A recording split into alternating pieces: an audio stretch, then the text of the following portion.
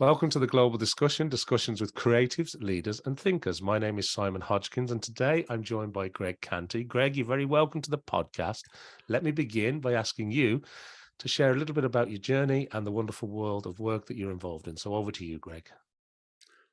There's a whopper of a question, Simon. Fair play to you. My journey, Jeekers Almighty, that is a big one. The thing I say to everyone, Simon, is that I started working in media when I was 13, which goes back a long time. And it was a simple case of the little corner shop closed down. And all of the newspapers that all of my neighbors used to purchase, we suddenly were in the mix for delivering them to their doors. So I was in business from the age of 13. We had a lad working in the local publishers living next door. He set that thing up. So before I went to school and when school was over, I delivered newspapers. Up early before everyone else. And you know what it's like getting up for school? It's tough enough to get out of the bed. So I was doing that an hour before all of my buddies. But that was an amazing thing because as a 13-year-old, you had a business. You were delivering a service. People wanted to get the papers at a particular time. You had to knock on their doors on a Friday night, Saturday morning to collect the money. You were quickly jumped into a situation whereby you were having these adult conversations and getting to know your neighbors and, you know, all the trials and tribulations, the things that changed. You were very, very savvy as to, you shouldn't let the bills mount up. If you couldn't get the money from Simon for 3 weeks in a row, then suddenly the newspaper bill was quite big. And he's kind of going, oh my God, that's a lot of money I'm paying to get my newspapers delivered. You know, you're quite conscious of all that. You're conscious as well of your credit control, making sure you didn't give them too much leeway. So that was the kind of young Greg. I was interested in business. And if you think about it, that was back in the 80s. Dad had been made redundant, a tough time in Ireland.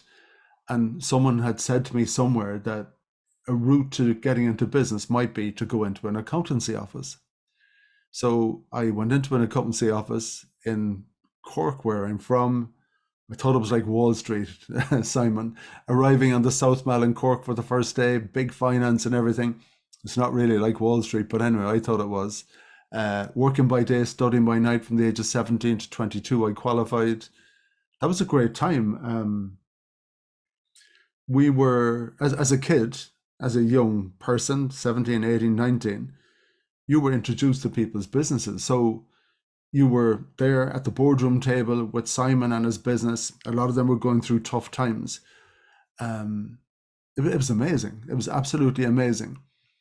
I was a good accountant, but it was through my love of the business part. It wasn't like I was fascinated by numbers or anything. I loved the business. I wanted to get deeper into business, so I went into industry. I went to an American multinational, then I went to a subsidiary of Guinness in Cork. We manufactured soft drinks and we distributed beer. I was the accountant there for a number of years. Then someone asked me, would I like to become the general manager? And that was a huge moment. I was 26.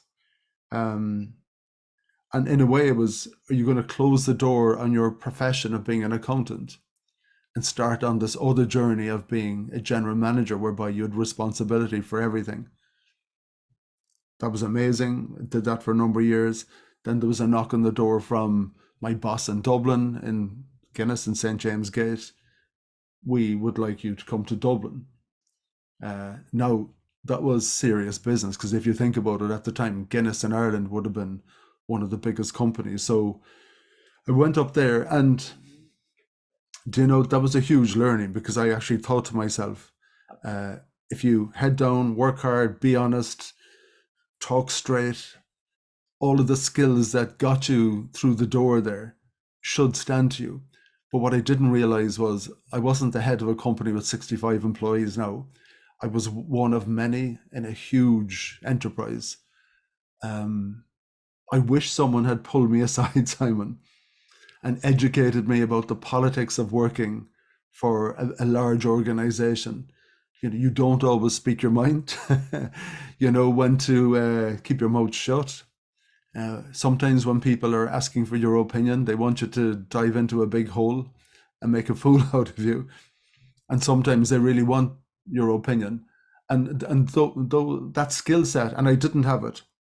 And I think while it was a huge learning experience being in such a place for 3 years, surrounded by the best brains in marketing and branding and sales and everything else, I wish I had had better schooling in the intricacies and the nuances of getting on in a big place. And I didn't have that.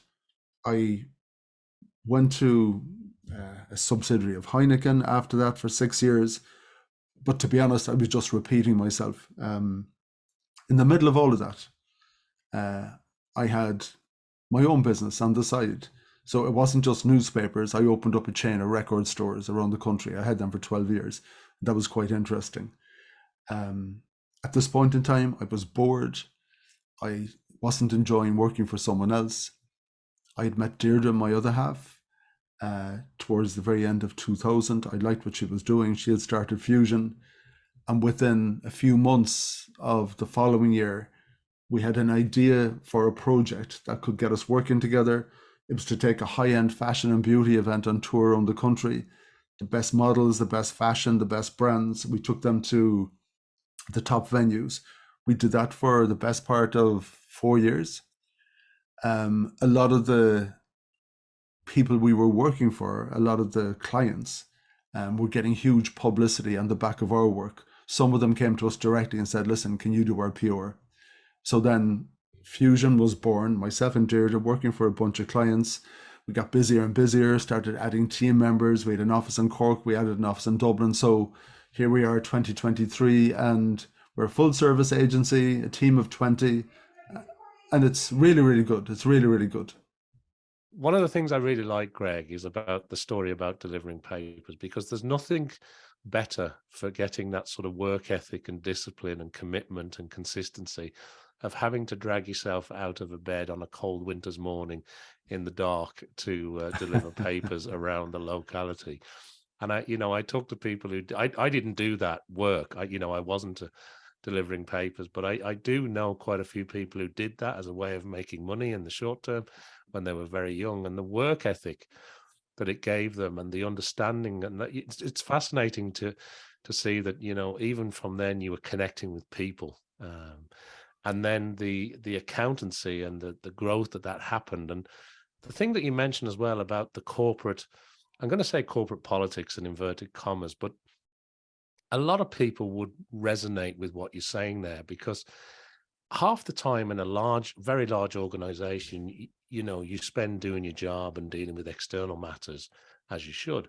But half the time you spend, or maybe more in some people's cases, just dealing with the internal red tape and processes and people. And I think a lot of people feel that challenge, But going into it, I suppose, as somebody in it, you were sort of hinting at the fact, you felt as though you didn't really have those skills on board, maybe a little bit naive to that side of things in a large organization. And it isn't easy for somebody who's at that point climbing a career ladder to be thrown into that environment, right, Greg?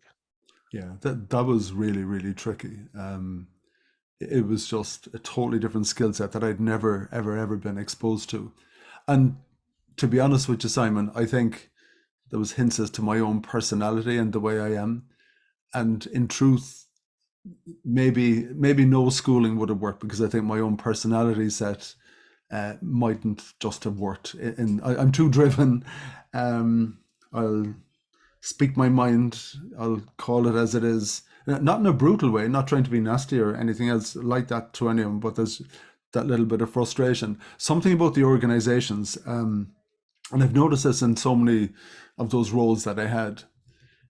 And when politics start playing, I always said in a place, like take Guinness, for example, maybe there's a list of 10 things that should happen to make that company a huge success. And there's a lot of people running around the place, and things actually happen if some of those 10 things are driven by Simon or Greg because they make them look good. we're going to do those things for politics. And the odd time when the right thing for the company aligns with your agenda or mine, then a little bit of magic happens. But so much of the time in those companies, we're wrestling with agendas and politics and ego, and a lot of things happen that shouldn't be happening. But sometimes when you get a little bit of alignment between individual's agenda and the company agenda, a little bit of magic happens. I'm going to talk about my own podcast for a second, Win Happy, because it totally works into the story that we're having. I remember a beautiful Saturday morning in May, and you know when that weather kicks in, and it's the early promise of summer. Maybe we'll have a great summer. And I was walking through town on this Saturday. It was a gorgeous day. And instead of being full of the joys of a summer to come, my head was bursting because I was in that job, not happy. And I just thought to myself, I just cannot do this anymore. Like the rest of us, I had big financial commitments. I had a mortgage. I'd separated as well, Simon. So I had, big maintenance payments and all that kind of thing. It was probably a suicidal decision to be making from a financial point of view. I cannot do this for one more day. The oxygen was gone and I needed to do something else. There was no big safety net or anything like that, but like the newspapers, you you just get up in the morning, get at it, and do your thing consistently, and it comes through for you. And that approach has always worked. We went through that recession at the end of 2009, 2010, all of the same stuff. We were under pressure, but even at that time, we didn't leave anyone go. We didn't reduce anyone's money. We rode the storm and came through that, and just hard work. Now, at times that does have take a toll on you, even personally and everything else. You're working hard, a bit of stress. But yeah, that mentality from the newspapers absolutely comes through. And the Win Happy podcast. Let's talk a little bit about that, because you are pushing out some really great episodes and some great discussions. Tell us a little bit more about Win Happy. What you like about podcasting, Greg? Why did you start doing it? Yeah, I love audio, Simon. I absolutely love hearing Simon's voice. I love hearing that voice coming through to you. I think you get to know someone at a particular level. There's a bunch of podcasts I listen to. There's a good buddy of mine in the States, Christopher Lockhead. And sometimes when you're, going somewhere in the car, you're commuting somewhere or even walking the dog, and it's like you have a friend in your ear. And I know when he's interviewing someone, and when they say something, I'm nearly laughing in advance because I know how he's going to react to it. You get that sense of the person and everything else. From a marketing point of view, we jumped into podcasting because we find that it's another very, very clever way for a client to reach their audience. I think so many of us are competing for screen time, for the time from your eyes. I want you to read this. I want you to look at the screen to consume this. Whereas if you can get a client to push out their messages in audio, you're competing for their walking the dog time, that time they're spending commuting in the car. It's a different ball game. So you've got the ability to reach someone away from some of the other competitive forces. I think with all of our clients and nearly in every niche, while the visual time is very, very competitive, when you talk about audio, you can drop that in a huge way. So there's a big opportunity, as well as that intimate way to get to know someone, like that voice. I can read your material, Simon, if you're writing expert pieces about this, that, or the other. When I hear you speaking about them, it's a little bit different. I know when you're getting enthusiastic. I know when you're getting frustrated. I know when I can really believe you on a particular thing. It's a special dynamic between you and the listener, and I think there's a lot of magic there. The Win Happy podcast, very, very simply, going back to that day, walking in the sunshine, I wasn't happy. And even though I had a good salary, and technically you might have said I was winning, that wasn't winning. And for me, what I love is that as we get a bit older and wiser, hopefully, we make choices along the way in our lives to do the things that we want, the things that we're passionate about, and that's where the happiness comes in. But you do need to put bread on the table. So winning as part of that, and it doesn't always have to be about bread or money, but winning is important as well. And if you can combine those things, I think it's a magic formula. And my guests on the podcast, it's all about that discussion, and that can be anyone who isn't winning at the moment and they're trying to get out of that hole, like someone stuck in Ukraine. My last episode, I had a lovely guy, Owen Kernan, trying to rebuild his life after a severe mental breakdown. And that's winning happy. He's making choices in his life to get back to that solid place. So it's not all roses and success, if you get my idea. Yeah, I do. Yeah. And it is interesting because when, I often speak to people who are so busy climbing that corporate ladder, and then after a few years, maybe it comes a little bit with age and wisdom, but as you get a little bit older, you suddenly realize that A, it's not your ladder, and B, maybe it's the wrong ladder. And then some people manage to change direction and do something else. Other people sometimes, unfortunately, reach the end of their sort of working life and realize it wasn't actually what they wanted to do, but it was a needs must. And I'm not saying it's easy choices, but I love what you're saying that, sometimes, and you were sort of talking about this in big companies, but I think it happens in companies of all sizes. When you are aligned with something that you're really passionate about and it aligns with a business requirement, that magic, I love that term, that is when the magic happens. And look, for Fuzion Communications, your company, and the growth that you've seen and the clients that you work with and the great work that you've done, there's magic there because that's 2 decades near enough, Greg, isn't it? I mean, you've been doing that business now a long time, and you've had, look, I'm sure as in all businesses, there's trials and tribulations, there's good days and bad days, but there is magic happening there. And that's why clients work with you, I think, so it's a great point that you're making. Yeah, we've done really well, Simon, and that work happens through the team. But the team need to be on board with your winning happy and our values. And I will absolutely admit to you, there have been periods in that 20 years where we made a few mistakes with team members. And this isn't a criticism of those individuals. But I think sometimes when you bring people into the mix that aren't aligned with your values, we were having a discussion at the beginning about, having difficult roles to fill. And I might go, well, okay, Simon, can you do this? And you go, oh, okay, I can. Well, brilliant. Simon, you're on board. And suddenly you realize Simon doesn't actually fit the team. And it's not a criticism of him. It's just that the values aren't aligned and how we think isn't aligned.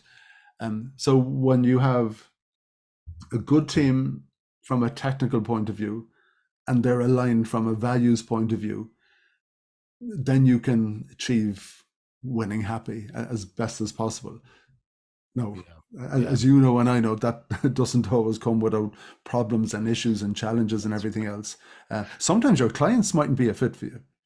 Just culturally, that there was one particular one we had last year, and you're thinking, we're really not getting each other, are we?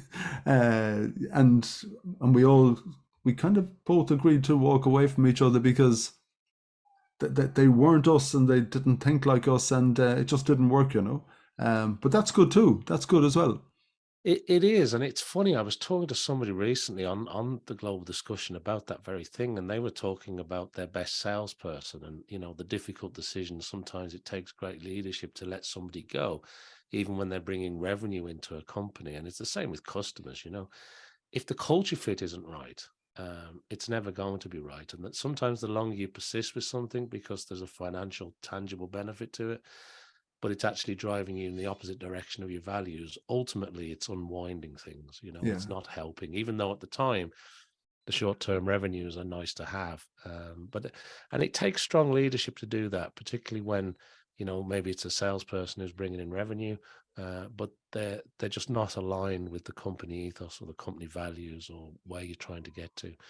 And it really is important. And it's funny, I was listening to Simon Sinek, and I said this quite a number of episodes ago, where Simon Sinek was talking to the Navy SEALs, and they have this very strong requirement that, you know, it's not about the person that can perform at the highest level, that it's about trust. And without trust, that you don't really have anything. So they will take trust over performance any day of the week. And, you know, you can find Simon's, the people listening or watching to this can check it out on YouTube. Just search Simon Sinek, you'll come across it. But it's a fascinating view about how they select people for some of the, you know, their most elite units. And it's such an important factor, that trust and that alignment, you know. Yeah, yeah. I think you've got a huge responsibility when you take people on, when you recruit someone, when you bring them into your business or your organization, and vice versa. When they come in, they have a personal responsibility to, you know, execute the job that's expected of them. That alignment part, you know, with the values, it is absolutely necessary. It isn't about the technical execution. Now, sometimes you can make mistakes around that as well, and you might have a great value situation, and the person can't perform their role technically. We had an absolute circumstance of that only a few months ago, and the person came to me after 3 months, more or less saying, "Listen, I can't do this job." Yeah, and they were perfect. They were perfect. Yeah, so it's not always easy to get it right. But it's important that you always try. Yeah. And get the right people on the bus. Is that what Jim Collins said in Good to Great? Do you know it was about the right people in the right seats on the bus, I think, something along those lines. Yeah. And it is. And it, you know, talking about that, you know, great companies and the flywheel effect. And when things seem to get working, it all seems to click into place, doesn't it? But it takes time and it doesn't always work out the way we want it to work out. But as long as we Yeah, get enough of it aligned in the right direction, I think the magic happens, Greg, you know? yeah, exactly. One of that book that you mentioned and that we briefly spoke about, you're talking about the flywheel. Yeah, Good to Great, I think, was the most impactful book that I've ever read. It was like a Bible as to how to behave and how to approach things. With the hedgehog as well, that was one of the other ideas about what to expand into and all that kind of thing. I've applied that during the course of my career, and it served me well. And it probably is one of those where you should go back and open it again and refresh all of those huge ideas, because that was a big experiment. That was a big piece of research that he did. It wasn't a bunch of principles. Everything in that book came from deep research as to what worked and what didn't. An incredible book, an incredible book. So to any listeners who want, you know, something solid alongside them to help them, yeah, 100%. That's one to get your hands on. 100%. That was a great book. And there's another one that, while we're talking books for a second, there was a book I read quite a few years ago as well, Small Giants by Bo Burlingham. And the reason I like that book is because it also gave you the contrast for the good to great, focused an awful, not always, but did focus on some very large organizations. And I thought Bo Burlingham's book, Small Giants, was about, you didn't have to be this huge conglomerate to do things right and to really shine and to really make a difference. And I thought that was a pretty good book as well. But look, there's so much good information out there now. We're quite blessed to live in the times that we do, Greg. You know, we can find inspiration and information in lots of different places. But on that note, I wanted to change gear a little bit, and I wanted to ask you a couple of questions about yourself, because one of the things we like to do on this global discussion is to find out a little bit more about the individual, about how they think, how they work. And the first question I've got for you is about your learning style. Are you an audiobook person? Do you listen to podcasts as much as, you know, make podcasts? Do you prefer searching YouTube? Do you prefer meeting people in person to find out new ideas? How does your learning work in today's world, and what do you find yourself gravitating to? It's probably a mix, Simon. If it's a technical thing, you're editing your podcast and there's a bit of scratchy noise you can't get rid of, that will be YouTube, and it'll be Mr. Google, and it'll be searching.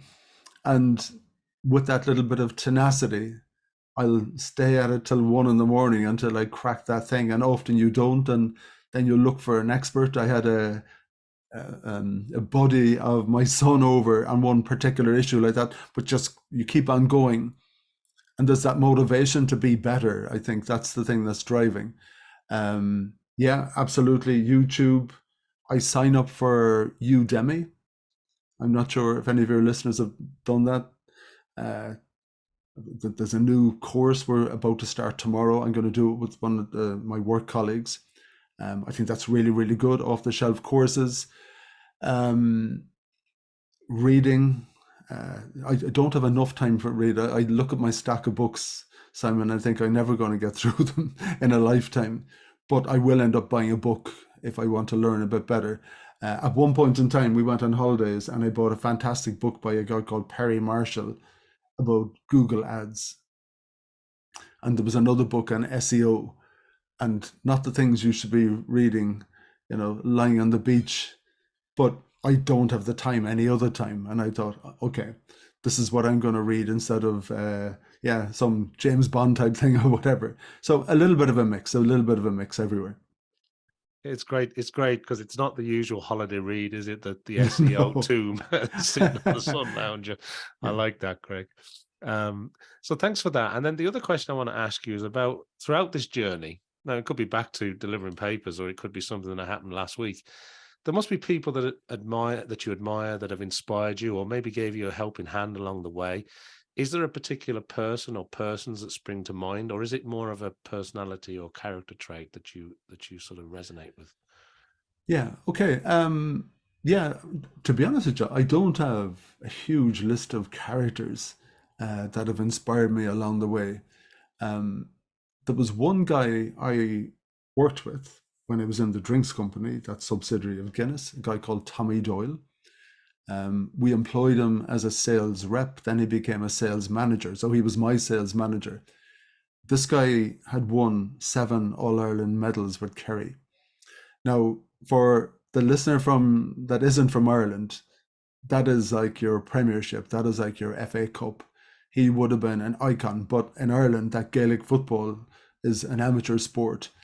He taught me a lot about teamwork and drive and focus and tenacity. So it was a great learning. He's my best buddy now, but it was a great learning to work alongside him. There was nothing he would ask his team of sales reps to do that he wouldn't do. He was going to get Simon to beat his sales target, but he was going to drag you out on the road with him, and he was going to get you there. If you were struggling a little bit, he was going to help you along the way. And when you had your training wheels off, you were done. He was superb. During the recession in Ireland, I remember hearing a good buddy of mine called Louis Copeland speaking on air. He's a tailor. And he was asked the question, what do you do during the recession? And he said, well, you get up earlier, you roll up the sleeves, and you get stuck in. And that's how you get through it. So one of my mantras on a Monday, and I push this out in my tweets, is roll those sleeves up, get stuck in, and have a great week. And that actually comes from what he said to me. Just that idea. He's a great man. He's been a good supporter of ours, always positive, always gives you time. So he's another specific person that I admire. A surprising one from a business point of view, and it's not even business, is Jurgen Klopp. When I hear him talking, I think he's an incredible leader. I love the way he responds to different situations. I love the way he is realistic about that he's involved in sport and that delivers fun to people. It's not ER. We actually say that in our industry. We say sometimes it's PR, not ER. Sometimes people, excuse my French now, they lose their shit over a particular situation. Hold on, calm down. We'll get this sorted out. There's no one dying here. Come on. I love Jurgen Klopp. there was a particular quote, just as an example of how he approaches things. Do you remember all the hullabaloo about vaccinated or, yeah, will you get vaccinated or will you not, and all that went with it? And then coming up to a particular transfer window, he was asked, what's your position when you sign players about vaccinations? And he said, I'm not going to take a position on it one way or the other. But what I will tell you is that at Liverpool, it's all about solidarity. And we've decided as a club that it's the best thing for everyone to be vaccinated. And the people we bring into this club need to have a mentality whereby they're part of the team and solidarity. So in this situation, that goes with it. And I thought it was a fantastic way of answering a question and not answering it at all in a way, if you get my drift. So I admire him. Yeah, it's great how there's often a very strong connection, isn't there, between sports and people that succeed and achieve at sports, and the examples that you've given there a testament to that, because there is a strong linkage, isn't there, between maybe some of the characteristics that you need and some of the drive and the motivation and the determination. And sometimes when things don't go well, you don't win that game, you don't win that championship. It's as much about, as you say, rolling the sleeves up. In Louis Copeland, a very world famous tailor, 4 generations, I think that family have been at it. Yeah, you're right. And I think it's that rolling the sleeves up mentality. It's that having to get out of bed early in the morning to deliver the papers, isn't it? Yeah. Turn up. Yeah. And the other question I want to ask you, which kind of leads on from that, and we've sort of talked on this a little bit, but just advice in general. Is there advice that you find through your podcast or through your company, Fuzion Communications, that you share with people often? Or has there been advice that you've received along the way that you hold on to that you think is so important? Yeah. I think in a way, and it's probably locked into that whole idea of win happy. My advice really is find that thing that you love doing. We get one shot at this wonderful thing called life, and don't waste your time. Please don't waste your time.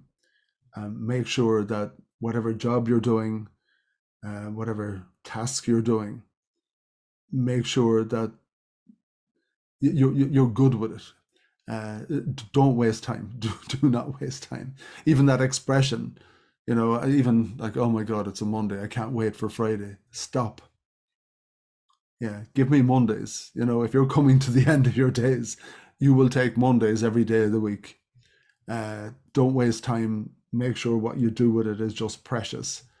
You kind of mentioned earlier as well, Simon, that we change our focus as we get a bit older, as we get a bit wiser, as quick as possible, try and figure out the things that are important to you. Don't be too motivated by material things, and while they are important, that's all cool, but as much as possible, try to win happy. Yeah, like that a lot, Greg, 100%. And just going back to something that you were touching on earlier, because I wasn't as familiar about the record stores that you mentioned very early on.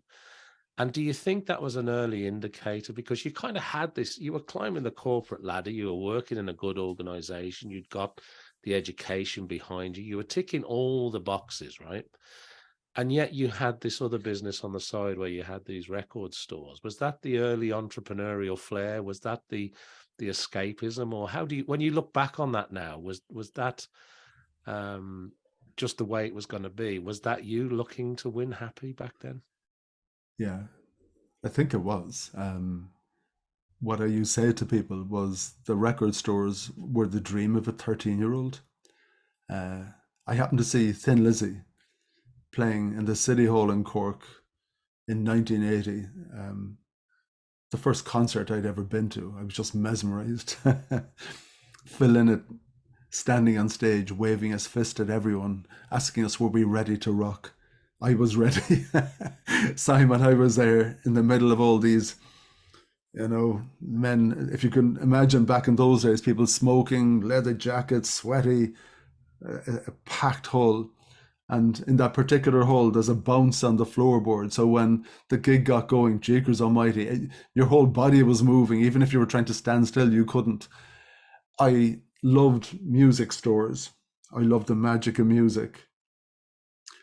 In our local town, there were one or two small, poorly stocked shops. I remember my dad, God rest him, taking me to London shopping for a day.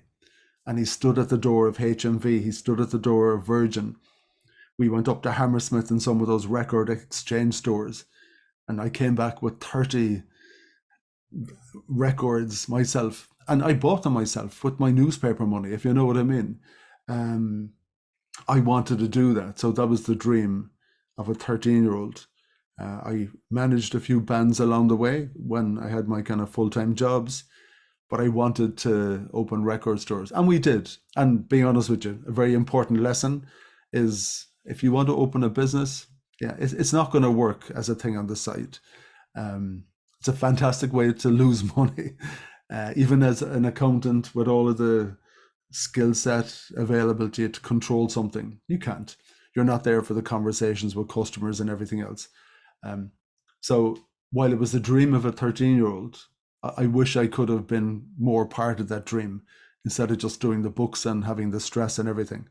Eventually they were sold, and that was a blessing because, as you know, music retail just tanked with downloading and everything else.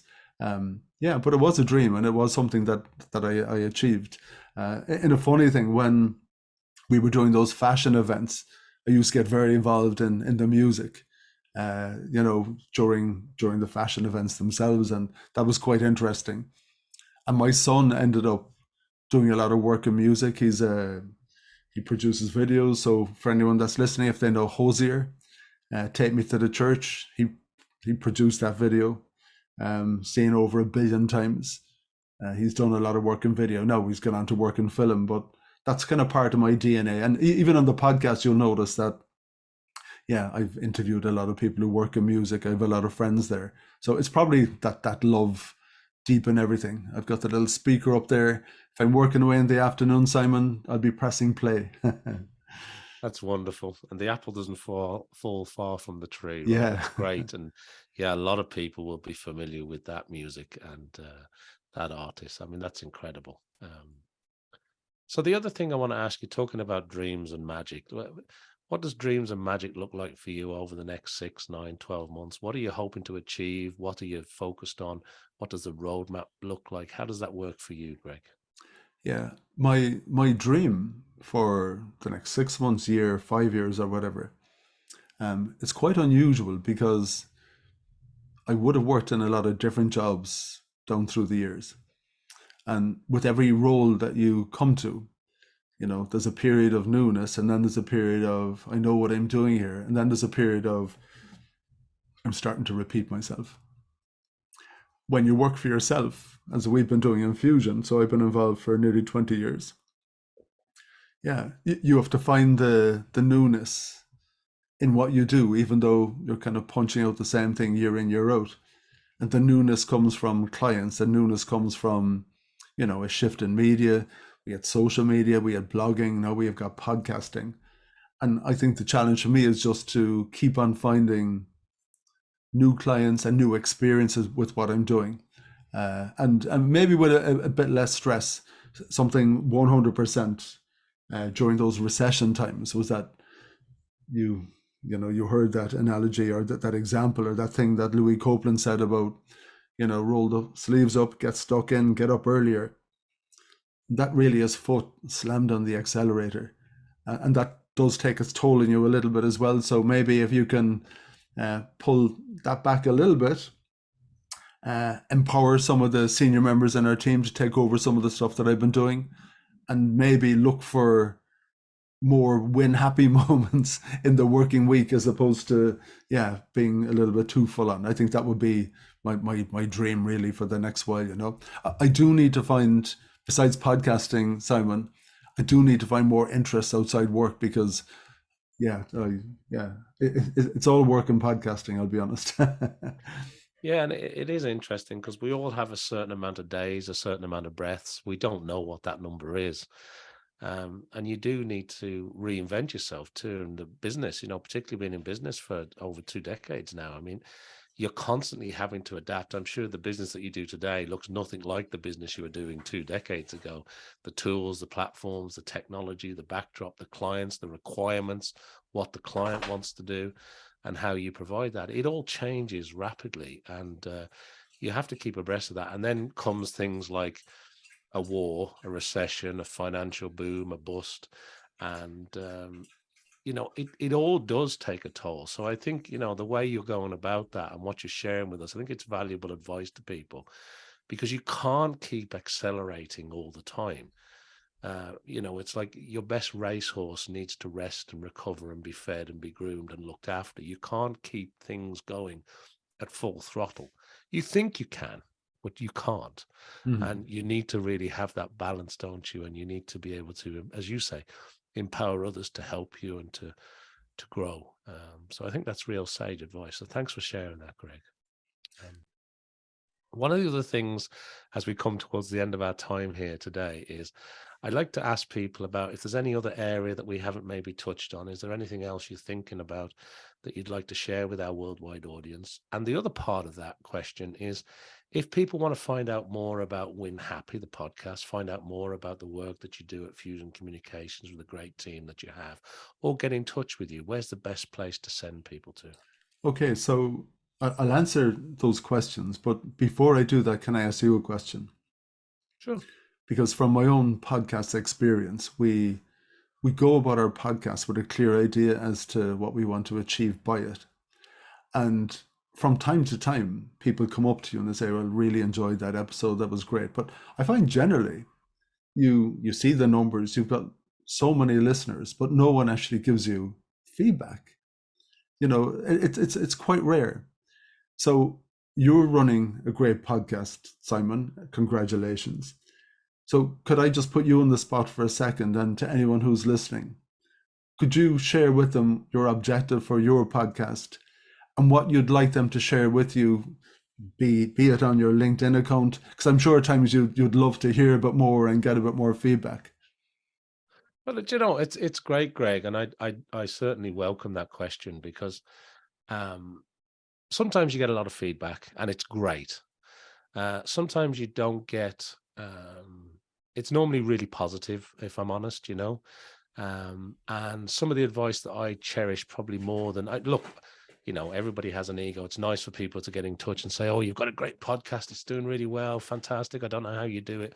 All the plaudits that people give you.